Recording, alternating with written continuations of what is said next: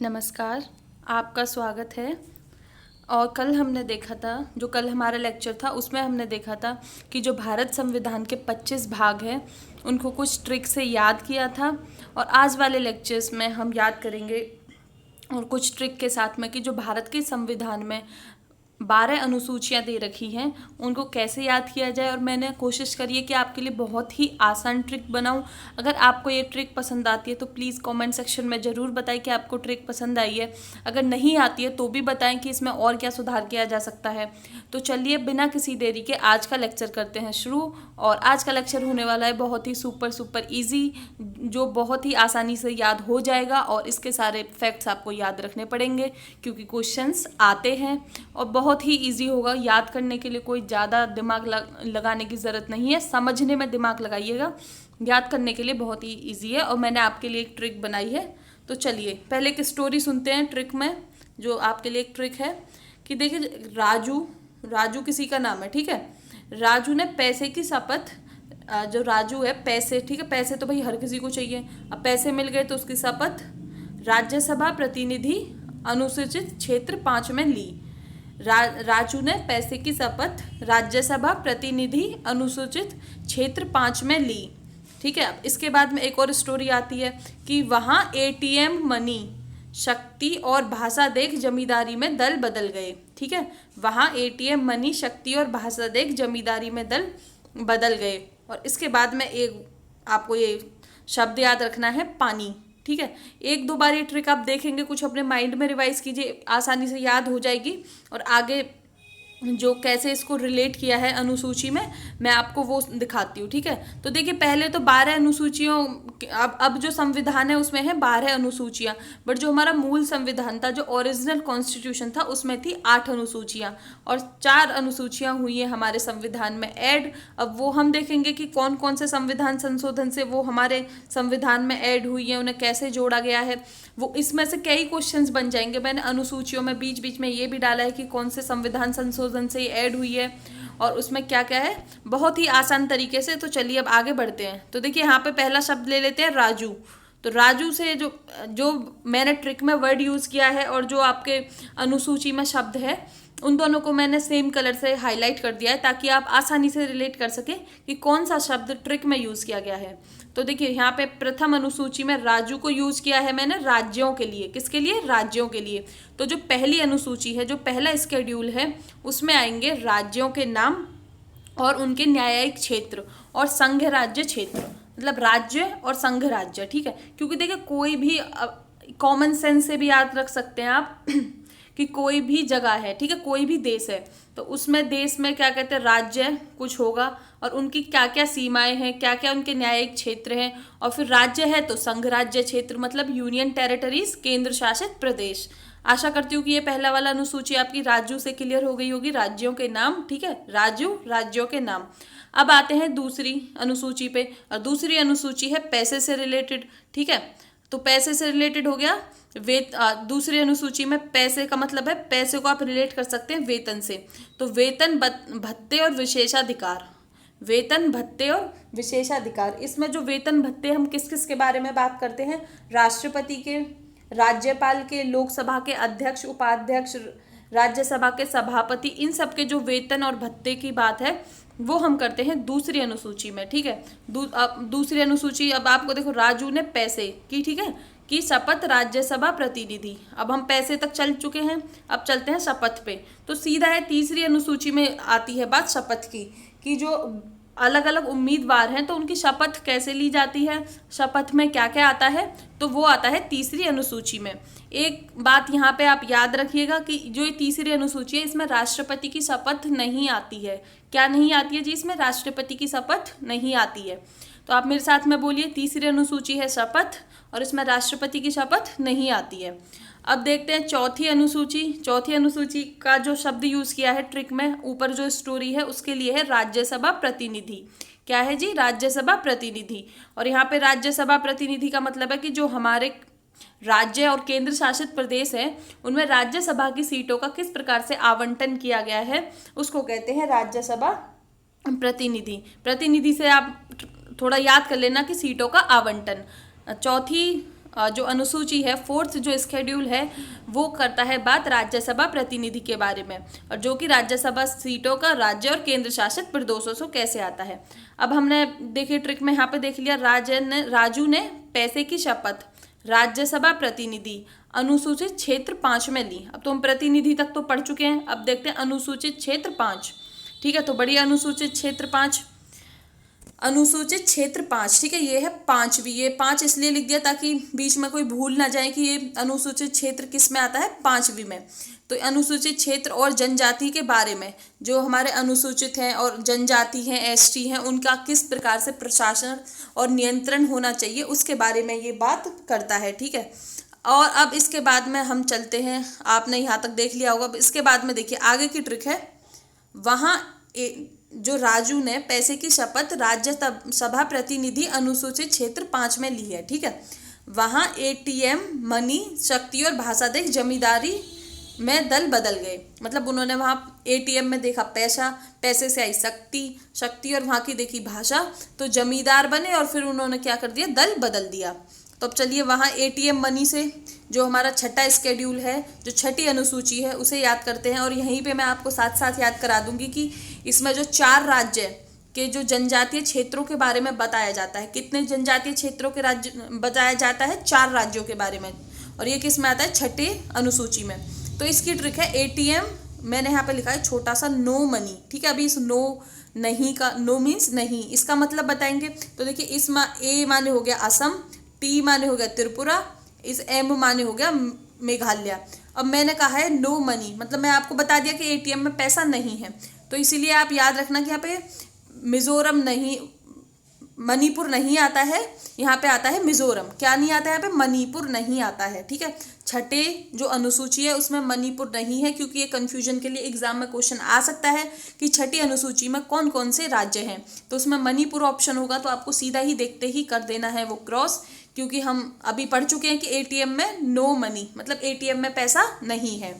तो अभी छठी अनुसूची में कौन कौन से 4 राज्य हो जाएंगे, असम, त्रिपुरा, मेघालय, मिजोरम, और ये इन राज्य के जनजातीय क्षेत्रों के प्रशासन के बारे में बात करता है। ठीक है, ये 5वीं और छठी अनुसूची में ये अंतर है कि ये इनके अलावा जो बाकी राज्य हैं उनके जनजातीय क्षेत्र के बारे में बात करता है, और छठी अनुसूची ये सिर्फ 4 राज्यों के जनजातीय क्षेत्र के प्रशासन के बारे में बात करती है। आई होप यहाँ तक आप थोड़ा कुछ समझ आ रहा होगा, आप ट्रिक रिलेट कर पा रहे होंगे। तो अब हम पढ़ चुके हैं यहाँ तक, अब देखेंगे शक्ति, भाषा, जमींदारी, दल बदल और पानी की ये ट्रिक क्या है। तो अब देखिए शक्ति पे चलते हैं। आप शक्ति, इसमें जो से आ रहा है इसको सीधा रिलेट कर सकते हैं 7वीं से, शक्ति 7वीं। ठीक है, शक्ति 7वीं अनुसूची, और इसमें क्या है कि जो हमारे केंद्र और राज्य हैं, जो उनके मध्य है, जो उनके बीच में क्या कुछ शक्तियां भाई मिली हैं कि आप इस चीज़ पे आप कानून बना सकते हो, राज्य इस पे कानून बना सकता है, और कुछ सब्जेक्ट, कुछ विषय ऐसे हैं कि जिन पे केंद्र और राज्य दोनों कानून बना सकते हैं, तो उन्हें कहा जाता है समवर्ती। तो ठीक है, तो जो इनके बीच में जिस प्रकार से शक्तियों का विभाजन किया गया है वो हम पढ़ते हैं 7th स्केड्यूल, मतलब कि 7वीं अनुसूची में। ठीक है, और उसमें है 3 सूची, मतलब उसमें 3 लिस्ट हैं, जिन एक पहली है संघ, दूसरी राज्य, तीसरी समवर्ती। तो देखिए जो संघ सूची, अब इनमें देख लेते हैं कि कितने कितने विषय हैं, कितने सब्जेक्ट हैं जो कानून बनाने के लिए। तो ये है इधर लिखे हुए मूल रूप से, और इसमें है अब। तो जो मूल रूप से जब संविधान लिया गया था तो संघ सूची में सब्जेक्ट थे, विषय थे 97, और अब हो चुके हैं 100। और राज्य सूची में सब्जेक्ट थे 66 और अब हो चुके हैं 61। समवर्ती सूची में सब्जेक्ट थे 47 और अब हो चुके हैं 52। आई होप कि आप ये याद कर पा रहे होंगे, और प्लीज़ ये याद करना पड़ेगा क्योंकि इसमें क्वेश्चंस आते हैं और आ सकता है। अगर क्वेश्चन आते हैं, आए हुए हैं पहले एग्जाम में, तो भाई आने की संभावना तो बहुत है, और इसके आसपास के टॉपिक से आए हैं। तो मानिए कि आपका किसी एग्जाम में क्वेश्चन संघ सूची से रिलेटेड आ गया, तो राज्य और समवर्ती सूची से रिलेटेड आने के पूरे पूरे चांस हैं। तो इसी प्रकार से आप एक क्वेश्चन सॉल्व करते हैं तो उसके आगे पीछे का क्वेश्चन देखिए और चीज़ों को रिलेट कीजिए। ठीक है, अब हम शक्ति पढ़ चुके हैं, अब हम चलते हैं भाषा पे। तो जो 8वीं अनुसूची है वो ही बात करती है भाषाओं के बारे में, कि हमारे संविधान में कितनी मान्यता प्राप्त भाषाएं हैं। तो जो वर्तमान में इस समय संविधान में भाषाएं हैं वो हैं 22, और मूल रूप से थी 14 भाषा, मूल रूप से थी 14 भाषा, पर जो फिलहाल हैं वो है 22 भाषा। ठीक है, 14 थी पहले, अब है 22 भाषा, मतलब कि 8 भाषाएं और जुड़ चुकी हैं, ठीक है। और अब जमींदार भाषा के बाद में हमारी ट्रिक में क्या था, जमींदार, ठीक है। अब आगे चलते हैं तो जमींदार देखते हैं, और जमींदार है हमारा 9वीं सूची में, ठीक है। और इसमें बात करते हैं हम जमींदार से, आप याद कर लेंगे भूमि, क्योंकि जमींदार है तो भाई भूमि चाहिए, बिना भूमि के जमींदार कैसे बनेगा, बिना खेत के, बिना जमीन के जमींदार किस बात का। तो इसलिए भूमि सुधार जमींदारी प्रणाली संबंधी जो भी बात है वो आएगी 9वीं सूची में। और इस 9वीं अनुसूची को हमने ऐड किया था पहले संविधान संशोधन 1991 से। तो जी ये सीधा क्वेश्चन कि 9वीं अनुसूची को किस संविधान संशोधन से ऐड किया गया, और ये आपका पहला संविधान संशोधन अधिनियम 1951 1951 कौन से सन में ऐड किया गया, 1951। 9वीं अनुसूची किससे रिलेटेड है, भूमि सुधार जमींदारी प्रणाली से संबंधित। तो देखिए ये क्यों लाई गई थी, क्योंकि उस टाइम पे थोड़ा थोड़ा आपने इतिहास में पढ़ा होगा कि उस टाइम पे जो भूमि सुधार अधिनियम थे, भूदान आंदोलन, इस टाइप के चल रहे थे कि जो जमीन थी उनका बंटवारा हो रहा था। जो अमीर लोग थे जिनके पास में बहुत बहुत ज़्यादा ज़मीन थी, तो कोशिश करी जा रही थी कि वो लोगों में बंटवारा उसका हो जाए, जिनके पास में ज़मीन नहीं है उनके पास में ये चली जाए। तो सरकार ने क्या किया कि अगर वो इस तरह से करेंगे तो बहुत लोग कोर्ट के पास में पहुंचेंगे, न्यायालय के पास में उनका जाके दरवाजा खटखटाएंगे कि देखिए ये हमारे मौलिक अधिकारों का हनन हो रहा है। तो इससे उन्होंने क्या किया कि इस अनुसूची में ऐसे नियम कानून डाल दिए कि जिनको सुप्रीम कोर्ट और हाई कोर्ट उनको देख नहीं सकती है, कि उनकी न्यायिक समीक्षा मतलब उनका जुडिशियल रिव्यू नहीं कर सकती है। रिव्यू का मतलब है कि अगर कोई संसद कानून लाती है और उसे क्या कहते हैं, जो हमारा न्यायालय है, सुप्रीम कोर्ट है, उन्हें लगता है कि ये कानून संवैधानिक नहीं है, तो वो उन कानून को रिव्यू कर सकती है, देख सकती है, ठीक है। इसे कहा जाता है जुडिशियल रिव्यू, न्यायिक समीक्षा, ठीक है। तो बट अब कब तक चलेगी सरकार की, 2007 में आता है सुप्रीम कोर्ट का डिसीजन, उच्चतम न्यायालय का निर्णय आता है, और उन्होंने कहा कि जो भी सब्जेक्ट हैं, जो भी विषय हैं, 24 अप्रैल 1975 के बाद में जो इस अनुसूची में डाले गए हैं उनका जुडिशियल रिव्यू, न्यायिक समीक्षा हो सकती है। उन पे कोई प्रतिबंध नहीं है, जो हमारी संसद है उन पे कोई प्रतिबंध नहीं लगा सकती, और जो सुप्रीम कोर्ट है, हमारा न्यायालय है, उन कानूनों को देख सकता है कि वो संवैधानिक है या नहीं। तो देखिए जो इसमें जो स्टार्टिंग में जो सब्जेक्ट थे, जो विषय थे, मूल रूप से वो थे 13, पर वर्तमान में ये हो चुके हैं 282, क्योंकि धीरे धीरे टाइम जाता गया, और जो संसद थी कि भाई सुप्रीम कोर्ट के चक्कर काटने से बच जाए, हम जवाबदेही से सुप्रीम कोर्ट में बच जाएं, तो वो कुछ कानून इसमें डाल दिया करती थी 9वीं अनुसूची में। बट आप देखेंगे कि जो इसकी जो लास्ट एंट्री है, जो मतलब जो कानून का लास्ट नंबर लिखा हुआ है कि वो है 284, वो है 284। बट ये 282 क्यों है, क्योंकि कुछ 1-2 एंट्री इसमें बीच में से ऐड हो चुकी हैं और डिलीट हो चुकी हैं, सॉरी, और कुछ हो चुकी हैं ऐड। तो इस हिसाब से एंट्री जो लास्ट नंबर लिखा रहेगा वो तो लिखा रहेगा 284, बट आप उनको टोटल ऐड करोगे, गिनोगे, तो वो होंगे 282। आई होप कि ये कुछ क्लियर हुआ होगा। अब मैंने थोड़ा डिटेल में बता दिया कि आपको समझ आ जाए कुछ, ठीक है। और अब चलिए आगे बढ़ते हैं, 9वीं अनुसूची आपने देख ली होगी। अब चलते हैं जमींदारी के बाद में, हमने ट्रिक में देखा था दल बदल, और दल बदल है हमारा 10वें अनुसूची में। दल बदल किस में है, 10वीं अनुसूची में। इसे कहा जाता है दल परिवर्तन रोधी कानून, इसे इंग्लिश में कहते हैं एंटी डिफेक्शन लॉ।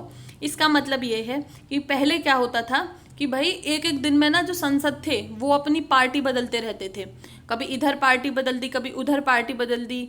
आपने सुना होगा आया राम गया राम, मतलब उन्होंने एक एक दिन में कई कई बार पार्टी बदल दी थी। हद होती है, मतलब बिकने की हद होती है, ऐसे इस हिसाब से बिकते थे। तो उन्हें ये था कि शायद नेता अब ना बिके, बट ये देखिए पूरी तरह तो कारगर साबित नहीं हुआ है, बट इसने बहुत हद तक दल बदल को रोका है। तो इसीलिए जो दल बदल कानून है हमारा आता है 10वीं अनुसूची में। और आप ऐसे भी याद रख सकते हो यहाँ पे दे और 10वीं, ठीक है। ऐसे भी कैसे भी रिलेट करो, जरूरी नहीं कि स्ट्रिक्ट से रिलेट करो। और इसे जोड़ा गया है, बहुत ही इंपॉर्टेंट क्वेश्चन है, 52वें संविधान संशोधन द्वारा 1885 में इसे जोड़ा गया है, और इसे कहा जाता है दल परिवर्तन रोधी कानून। इसे कहा जाता है दल परिवर्तन रोधी कानून। और मेरे साथ में बोलिए इसे कब जोड़ा गया है, प्लीज बोलिए।